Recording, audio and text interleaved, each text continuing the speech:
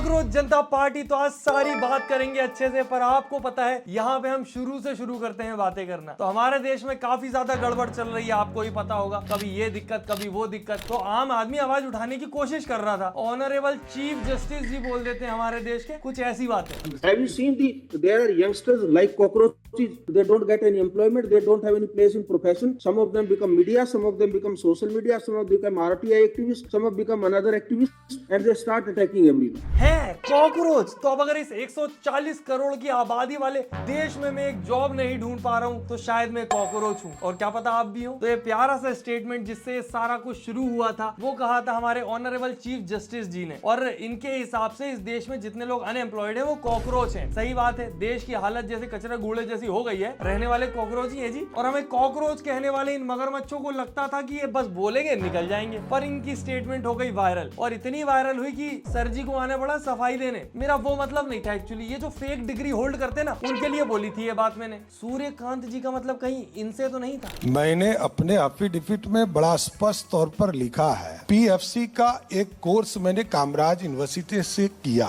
Affidavit, वो भी Kamaraj university से। कौन सी है भाई ये? शक्तिमान के विलेन जैसा नाम क्यों लग रहा है? मैंने तो नहीं सुना देखो पहले कभी। बाकी जिनको नहीं पता है, बिहार के सीएम सम्राट चौधरी जी हैं। अब इनके बारे में सूर्यकांत जी कुछ बोल नहीं सकते, तो आम आदमी को कॉकरोच बोल दिया। बाकी सूर्यकांत जी ने थोड़ी सी देर कर दी जस्टिफिकेशन देने में, और इतनी ज्यादा फैल गई बात कि आम आदमी उठा, जेनजी यूथ उठा, और उसने अपनी कॉकरोच जनता पार्टी बना ली। हम कॉकरोच हैं तो हम कॉकरोच सारे मिलकर ताकतवर बन जाते हैं ना, समूह बना लेते हैं अपना। बाकी अभी अगर आप मेरा ओपिनियन जानना चाहते हो कि मैं इनको सपोर्ट करता हूं या नहीं करता, ये क्या है क्या नहीं है, वीडियो एंड तक देखो, आपको साफ पता चल जाएगा। क्योंकि हम फैक्ट्स पर बातें करते हैं, हवा में बात नहीं करते। और जेनजी को सब जानने का हक है, तभी तो तुम अपना राइट और क्लियर ओपिनियन बना पाओगे। अब ये जो शब्द बोला गया था, उस कॉकरोच को ये पार्टी वालों ने अपना फेस बना लिया, और इंस्टाग्राम पे एक पेज बना के सब जगह फैलाना शुरू कर दिया कि एक पार्टी बनी है। और यूथ वैसे भी फ्रस्ट्रेटेड था। क्यों? क्योंकि अभी हाल ही में 2 मुद्दे हुए हैं। पहला हुआ है हमारा नीट का पेपर लीक हो गया।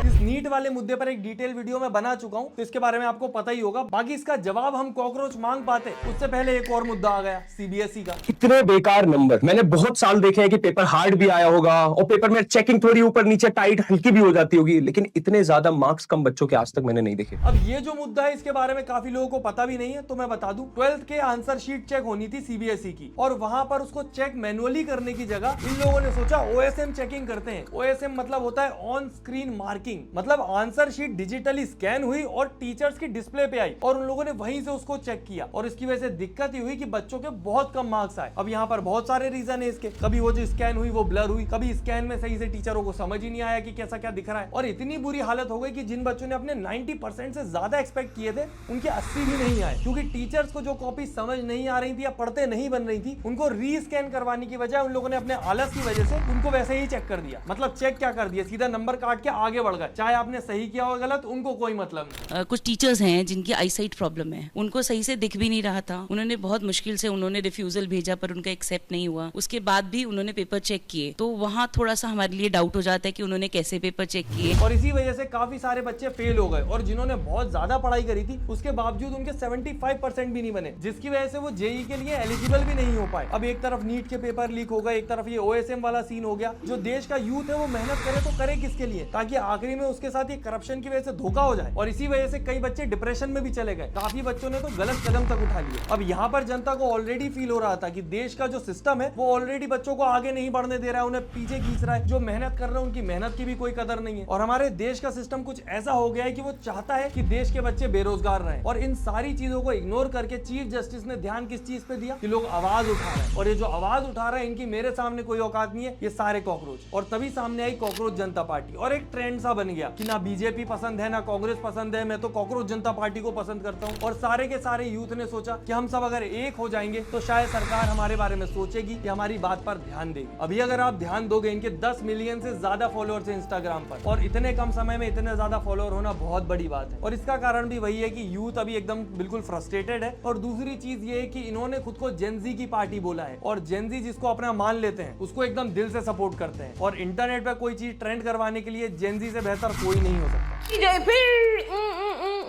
I just joined Cockroach Janta Party with 40,000 other people.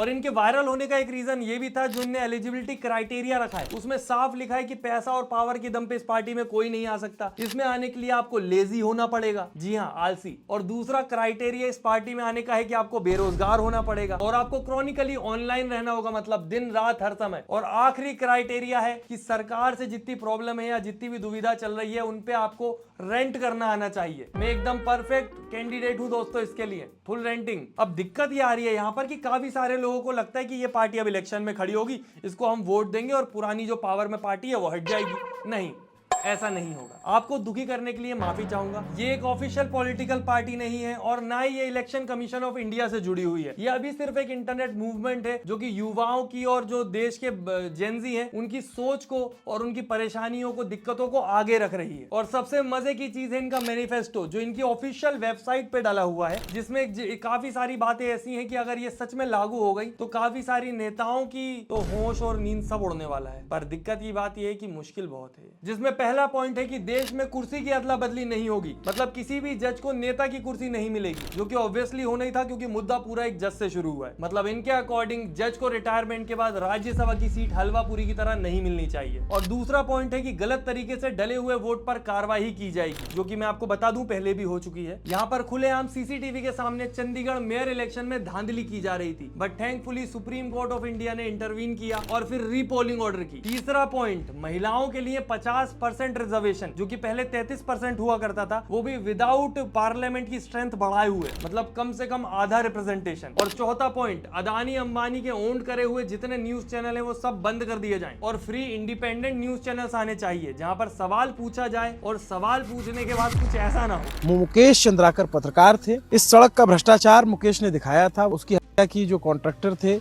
जो उसको सड़क बनाने वाले लोगों में से थे। और अंत में अब हम आखिरी पॉइंट की बात करेंगे कि कोई भी नेता अपनी पार्टी अपने मन अनुसार नहीं बदल सकता और इससे सबसे ज्यादा भी ये दो लोग परेशान होंगे। बाकी मुझे लगता है कि इनका मैनिफेस्टो काफी ज्यादा जो अभी रीसेंट ट्रेंड्स थे पॉलिटिक्स रिलेटेड उन पे काम करता है, जिसमें राघव चड्ढा आ गए, वो जज तो आना ही था, और वुमेन राइट्स आ गए। बाकी अच्छी बात है, पर मैं कहूंगा कि जेनजी जो है और हमारे देश का यूथ जो है वो काफी ज्यादा भोला है, तो हमें सतर्क रहने की भी थोड़ी जरूरत है ताकि कोई हमारी भावनाओं का इस्तेमाल करके हमें बेवकूफ न बना दे। तो अभी तक मैंने आपको पार्टी के बारे में सब समझा दिया इनकी कि क्या है क्या नहीं है। अब हम दूसरा मुद्दा देखेंगे, अब इनकी पार्टी में थोड़ा डीप डाइव करेंगे। तो जैसा कि हमने बात करी, इस पार्टी का फेस एक कॉकरोच है, पर उस पार्टी को बनाने वाला तो कोई इंसान होगा, और अगर इंसान है तो उसका पास्ट होगा, उसकी आइडियोलॉजी होगी, उसकी थिंकिंग होगी, उन सब के बारे में भी हम बात करेंगे। बाकी मैं पहले ही बोल दूं कि जरूरी नहीं है कि पास्ट में अगर किसी ने कुछ किया है तो वो अब अच्छा नहीं कर सकता, वो अच्छा भी कर सकता है, बट हम बात करेंगे, आज सबकी बात करेंगे ताकि हम श्योर हो सके कि सच में कोई नई रेवोल्यूशन है या फिर वही पुरानी भीड़। तो इस पार्टी के फाउंडर हैं अभिजीत दीपके, जो कि काफी अच्छी बात है कि खुल के बाहर आए, छुप के उनने पार्टी चलाने की कोशिश नहीं करी, लाइव आके अपना फेस दिखा दिया है। और काफी सारे लोगों को ये चीज ऑलरेडी पता है कि 2020 से 2023 तक ये आम आदमी पार्टी के कम्युनिकेशन स्ट्रेटेजिस्ट रह चुके हैं और अभी ये बॉस्टन यूनिवर्सिटी से पढ़ाई कर रहे हैं। अब आम आदमी पार्टी का नाम सुन के हमारे दिल में थोड़ी सी आशंका तो आ ही जाती है, क्योंकि इस पार्टी के जो हमारे केजरीवाल जी हैं वो पहले कुछ ऐसी बातें किया करते थे। I'm still an Aam Aadmi. I don't think. I'm still an Aam Aadmi. I don't think life has changed. तो बस इतनी जगह लूंगा मैं, इतना ही बड़ा मकान लूंगा और बड़ा मकान नहीं लूंगा, चिंता मत करो। पर एक आदमी ऐसे शीश महल तो बना सकता है। वाह, ये किचन है, 5 लाख रुपए की चिमनी है। पूरा किचन में कितना पैसा लगा होगा? 1.5 करोड़ रुपया। कर्टन कितने के? 95 लाख। खैर मेरा मानना है इंसान बदल जाता है, एक बार इनको बेनिफिट ऑफ डाउट दे भी दे कि ये सच में देश का भला चाहते हैं, पास्ट में जो भी हुआ उसको छोड़ देते हैं, ये सच में देश की रिस्पॉन्सिबिलिटी लेना चाहते हैं, एक पार्टी बना के कुछ अच्छा करना चाहते हैं, युवाओं की बात सुनना चाहते हैं, उसको आगे रखना चाहते हैं। तो मैं बस इनसे 2 सवाल पूछना चाहता हूँ। पहला, कि अगर ये करप्शन से सच में इतनी नफरत करते हैं, ये बीजेपी के खिलाफ इतना बोलते हैं, वो तो बोले अच्छी बात है, अगर करप्शन हो रहा है, ये सब गलत हो रहा है, बोलो उनके खिलाफ, पर फिर इन सब के बाद आप महुआ मोइत्रा जैसे लीडर को क्यों एक्सेप्ट करते हैं? और तृणमूल कांग्रेस वाले कब से डेमोक्रेसी के रखवाले बन गए? अब अगर आपको पता ना हो तो ये महुआ मोइत्रा जी टीएमसी की एमपी हैं, जिनको 2024 में पार्लियामेंट से निकाल दिया गया था नेशनल सिक्योरिटी को खतरे में डालने की वजह से। सांसद श्रीमती महुआ मित्रा का आचरण अनैतिक और संसद सदस्य के रूप में अशोभनीय है और इस कारण उनको लोकसभा सदस्य बने रहना उपयुक्त नहीं होगा। इन्होंने एक दुबई के बिजनेसमैन दर्शन हीरानंदानी से कैश और गिफ्ट लिया था अदानी ग्रुप को टारगेट करने के लिए। उसके ऊपर से इन्होंने कुछ जरूरी पार्लियामेंट्री लॉगिन क्रेडेंशियल्स जैसे कि यूजर नेम और पासवर्ड भी लीक किए थे अपने बिजनेसमैन दोस्त के लिए, जो कि साफ साफ नेशनल सिक्योरिटी से कॉम्प्रोमाइज है। और टीएमसी डेमोक्रेसी के रखवाले, क्या मजाक है, हर साल दंगे होते हैं बंगाल में इलेक्शन के बाद। और ये जो करंट पावर में सरकार है उसको क्रिटिसाइज करे, बहुत अच्छी बात है, करना ही चाहिए। पर मैं कहता हूं जब आप बीजेपी को क्रिटिसाइज करते हो तो आप दूसरी पार्टियों के जो करप्ट लीडर्स हैं उनको कैसे सपोर्ट कर सकते हो? तो कॉकरोच जनता पार्टी वालों, एक तरफ तो आप बदलाव चाहते हो और एक तरफ ऐसे पार्टीज और लीडर्स को आप एक्सेप्ट करते हो, उनको सपोर्ट करते हो, ऐसा क्यों? और उसके अलावा अगर आप सच में देश के युवा की, देश के जेनजी की चिंता करते हो, आप इतना बड़ा मूवमेंट लाए हो, तो आप खुद देश में क्यों नहीं? आप यूएस में क्यों? चलो एक बार उसके लिए तो अपन ये भी मान लें कि देश में उनको खतरा है, जब अकाउंट उड़ जा रहे हैं तो इंसान कैसे रहेगा, इसलिए जितने भी लोग देश के खिलाफ बोल रहे हैं वो दूसरे देशों में बैठ के ही बोल रहे हैं। पर आप अगर देश में रहोगे ही नहीं तो यहाँ पे क्या बदलाव हो रहा है, क्या हो रहा है, आपको पता कैसे चलेगा? ग्राउंड रियलिटी में जो लोग सच में काम कर रहे हैं, मेरे सामने अभी इनकी रील आई थी, ये इतना काम करते हैं पर इन पे किसी का ध्यान नहीं, इनको कोई सपोर्ट नहीं करता। पर वहीं पर एक तरफ ये है। बाकी मैं अपनी तरफ से बेनिफिट ऑफ डाउट देने को पूरा तैयार हूं, पर उसके लिए मैं चाहूंगा कि आप मेरी बातों का एक बार जवाब दें जो सवाल मैंने पूछे। बाकी तो काफी लोग अभी भी मान रहे हैं कि ये सिर्फ एक एंटी बीजेपी और लेफ्टिस्ट टूल किट से ज्यादा कुछ भी नहीं है। अब मैं आप लोगों से एंड में सिर्फ ये बोलना चाहूंगा कि वीडियो देखिए, आपको पसंद आई हो ना आई हो, आप लाइक भले ही मत करना, कमेंट भी मत करो, पर इसको शेयर करना, ताकि मैं चाहता हूं ये कॉकरोच जनता पार्टी के फाउंडर तक पहुंचे और हमें इन बातों का जवाब मिले। क्योंकि हम तो चाहते हैं कि देश में कुछ चेंजेस आए, रेवोल्यूशन आए, पर ऐसे आंख बंद करके किसी को भी सपोर्ट करके बेवकूफ बनना मुझे सही नहीं लगता। क्योंकि जेनजी की असली पावर ही यही है कि वो आंख बंद करके किसी पे भरोसा नहीं करते, पहले देखते हैं, समझते हैं, अपने सवाल पूछते हैं, फिर उन्हें सपोर्ट करते हैं।